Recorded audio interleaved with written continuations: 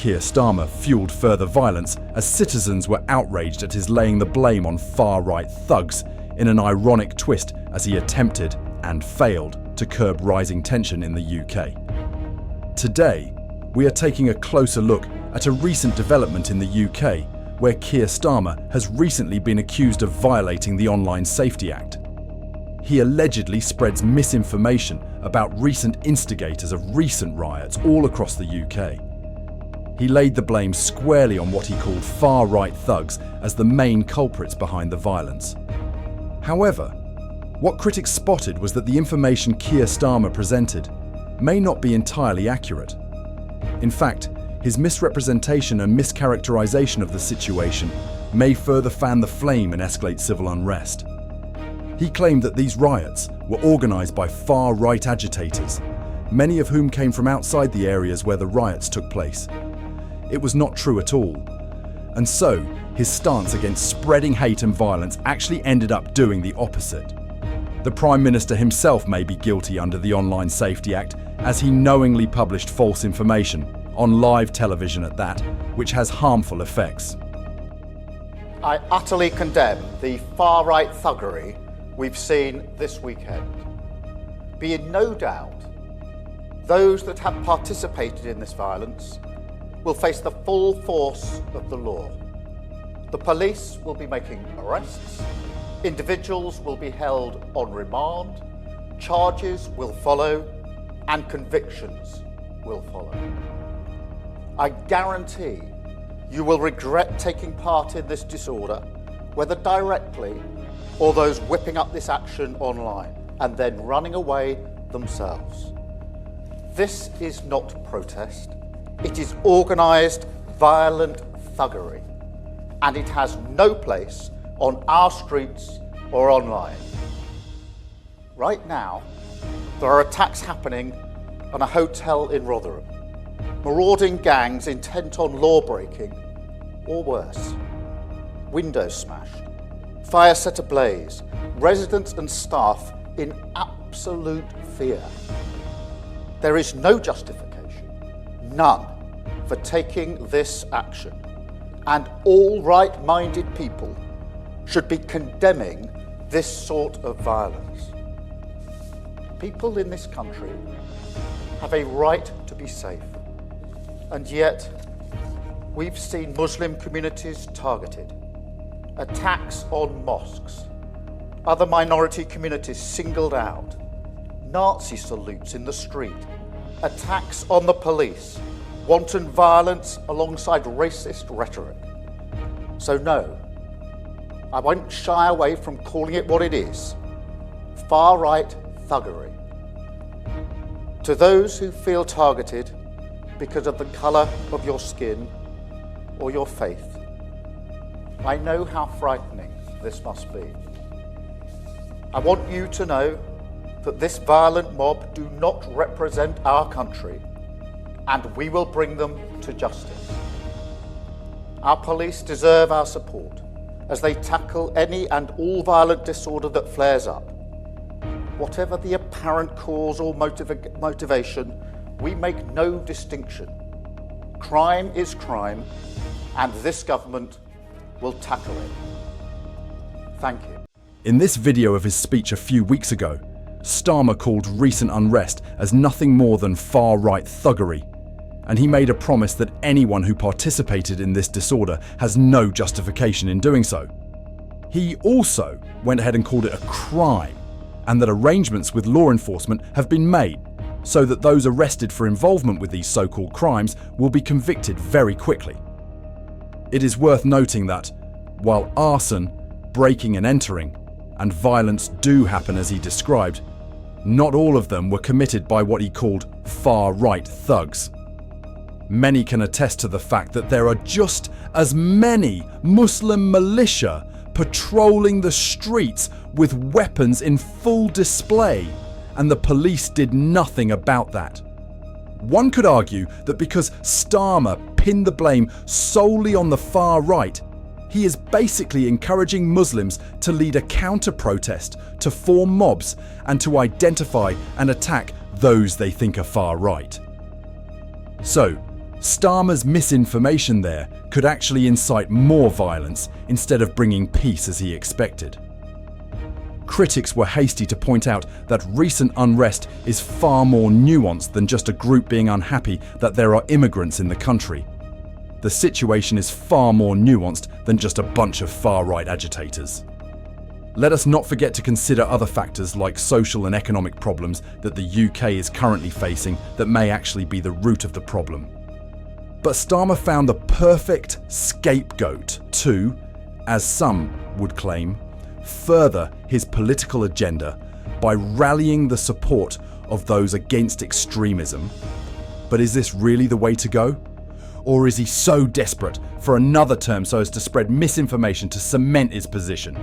And it would be one thing if your average Joe were to make such a statement on social media. But for a political figure in office like Starmer to say such a thing that is so blatantly wrong on live television, many will take his words at face value. Now, Starmer is just fanning the flame instead of putting it out like he said he wanted. If it can be proven whether his statements had any direct impact on the violence that ensued, then it could significantly affect his political standing and leadership. Morning guys, Steve here. Well, does it look like Mr. Starmer's fallen foul of his own legislation? You'll remember, won't you, when he said that far-right mobs were coming into towns from outside their area on trains and buses, etc., and incited all them anti-protests who were armed, who were looking for violence, who started beating up and threatening anyone who they considered was far right. Well, it's turned out that that's misinformation. They weren't coming in as far right gangs, so he should be held accountable for that now, shouldn't he? He incited violence. He whipped up mobs of all sorts of different mobs, wasn't there?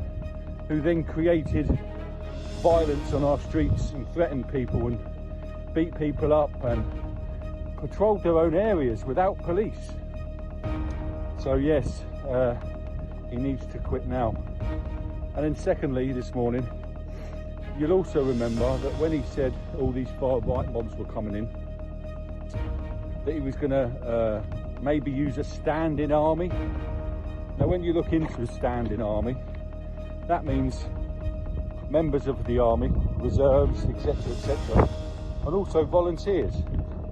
So I wonder why they're letting immigrants come in without their families, all fighting age men, all let through from Starmer's EU friends.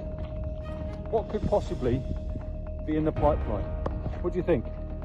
In this video, one user on X, formerly Twitter, echoed the current public opinion.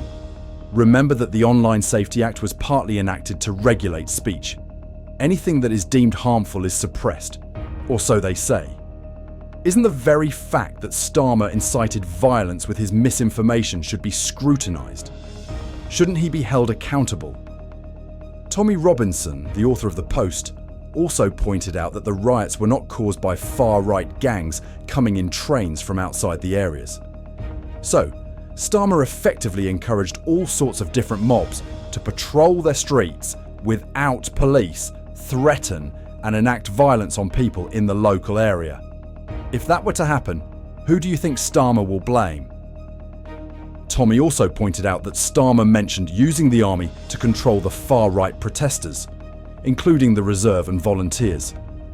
It is convenient how recent immigrants are all men in their prime, without families, and Starmer just let them all in from Starmer's EU friends.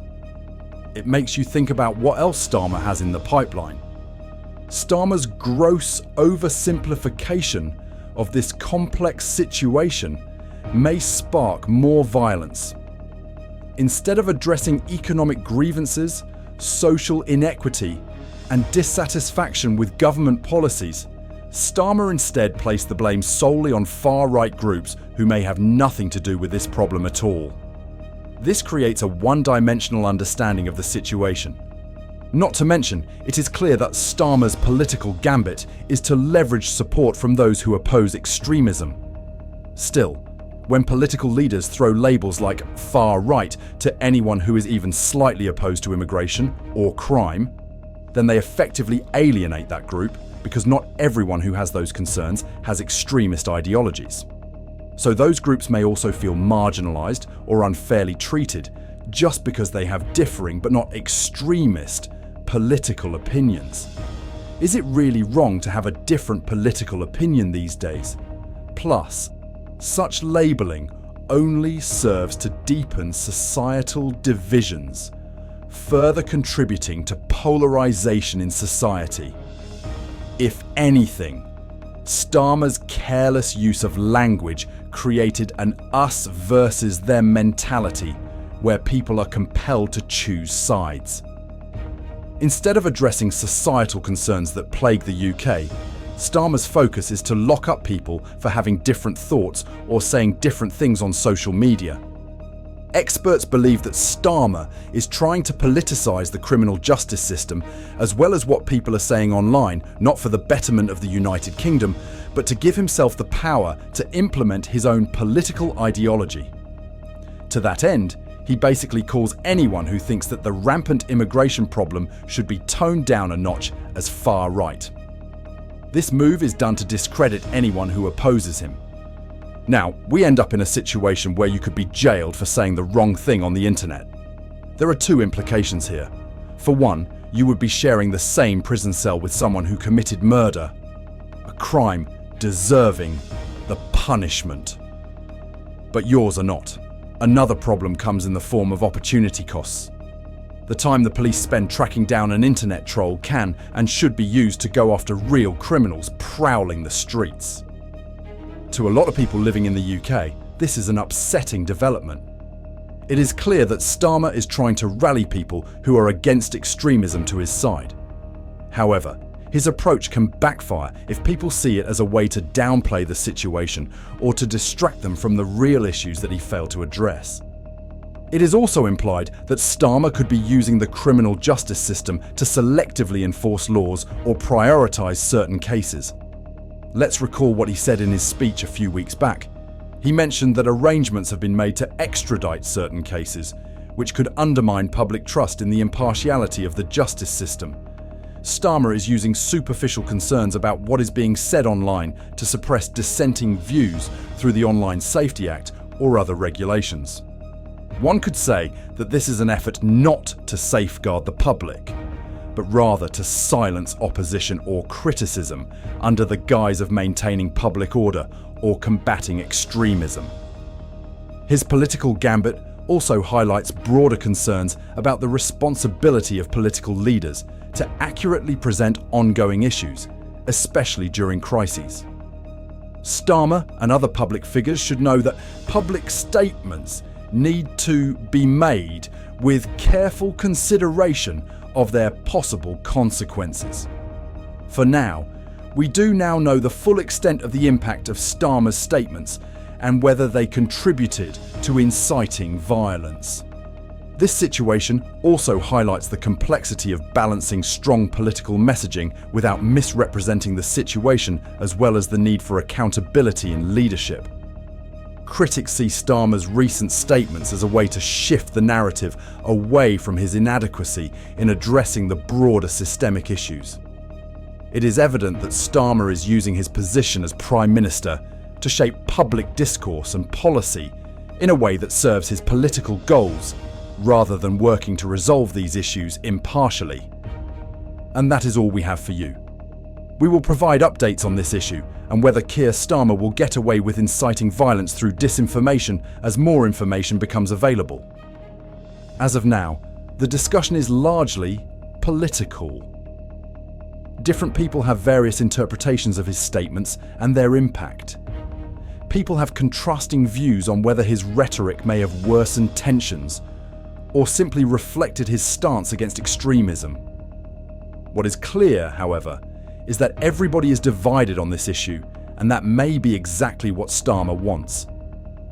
Click like and share this recent development with your friends and family, so everybody is doing their part in staying informed of recent political developments.